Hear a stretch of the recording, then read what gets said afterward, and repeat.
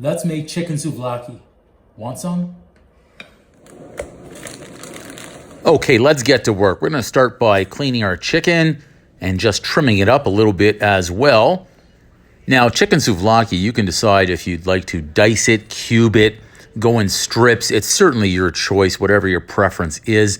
It could also depend on what you're going to make. If you're going to make wraps, if you prefer it in a pita, do you prefer the longer strips or the cubes? There is no difference. It will not make a difference to the flavor the way I am making it here tonight. All right, so we'll go ahead and we'll finish cleaning up this chicken. I'm using a couple of chicken breasts tonight. This way I have good meal prep ready for the week. It also helps with the munchies at night, having a nice healthy snack or healthy food ready to go at a moment's notice. Having some healthy food or healthy snacks like this ready in the fridge always helps staying on a nice healthy eating plan or meal plan. It avoids going to the drive-thru a little bit as well. So I'm just going to finish these up right in here. I clean as I go sometimes as well if I see something that I missed the first time around. And then we finish them up in these nice strips. Now also keep in mind here, the thinner that I cut the strips, the faster they will cook and the more evenly they're going to cook too. So it could come down to personal preference in here as you are slicing up your chicken, what size you'd like them, whether we're going to call them chicken souvlaki or chicken meal prep. Right here I'm butterflying it, which means to slice it in half, and that way I can get the strips a little bit thinner. If I was going to be making a chicken stir fry, I would slice them even thinner and smaller than this. These are a little bit thicker, a little bit chunkier. All right, time for that fresh chopped dill. Whether we're going to have this as chicken prep or food prep or call it chicken souvlaki, the flavor I've decided to go with tonight is going to be heavy on the dill. I love dill. I'll chop this up nice and finely. That's not nice and finely just yet. It needs a little bit more work. Always be careful of your fingers. The only right way to chop things is to make sure that your fingers stay intact. So be careful and mindful when you are using your sharp knives. All right, we'll bring our star of the show back in, which of course is that sliced chicken. I've added in some olive oil, a few cracks of salt, some pepper, and of course here I am going to load up that chicken with oregano and then some fresh lemon juice.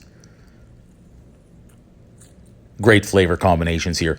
Do me a favor as well, smash that subscribe button. There is no cost to subscribe to the channel. That way you can see more great, easy recipes every time I post them. We'll go ahead and add in that fresh dill. Give this a really good mix and then cover it and leave it marinate in the fridge for a couple of hours if possible. That flavor is going to be enhanced tenfold. All right, that chicken is now mixed and thoroughly covered with our little marinade. Of course, I've wrapped it up, I've put it in the fridge, and this is fast forward, so we're a couple of hours later. We'll head on over to the stove. Tonight, I've decided I am going to use olive oil and add in that chicken to that hot pan. Always lay that chicken away. It's going to help control a little bit of the splashing oil and maybe minimize a few of the little oil splashes that you may receive on your hands. So you can see here, I've added in all of that chicken. We're just going to be careful not to overload our pan. And I'll use my tongs to go ahead and just give these chicken strips a nice little wiggle to ensure that they will not stick to the pan nor burn. And then sometimes I will also reorganize and have the bigger pieces of chicken or thicker pieces of chicken towards the center of the pan where the heat is more concentrated because my stove does not distribute that heat evenly. If you are new to cooking or you haven't cooked chicken like this before and you're wondering, how do I know when this chicken is ready? Take a look here and you'll notice the edges of the chicken are starting to turn color, turn closer to a white color. As that happens and the color changes closer to the center, we can now go ahead and turn these. You'll see a nice golden brown color on the other side, and we're ready to go. Chicken strips of this size usually take anywhere from 3 to 6 minutes. So total cooking time can be between 6 to 12. We want to make sure our chicken is cooked thoroughly, but also still nice and juicy to go along with that great flavor that we've added in there tonight. Right, our chicken is almost ready. Again, if you have already subscribed to the channel, thank you. Go ahead and hit the like button as well. There you go, everybody. A nice, easy recipe. Chicken souvlaki, tzatziki sauce. These are fantastic together. You now have meal prep.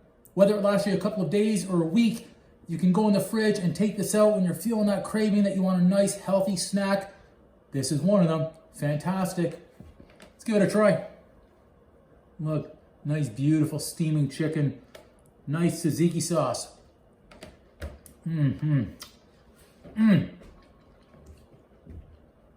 Oh yeah. Boom! A healthy recipe. Give this one a try. You can find both recipes on my channel. Tzatziki sauce, chicken souvlaki prep. Very easy to make. Now that you have meal prep done, you can do a number of different dishes. You can make lettuce wraps. You can throw it on a pita if you want, have a traditional souvlaki. Many different options. You can eat it just like this. It's fantastic. It's healthy. It's great. Give it a try. Ooh, more chicken. Love it.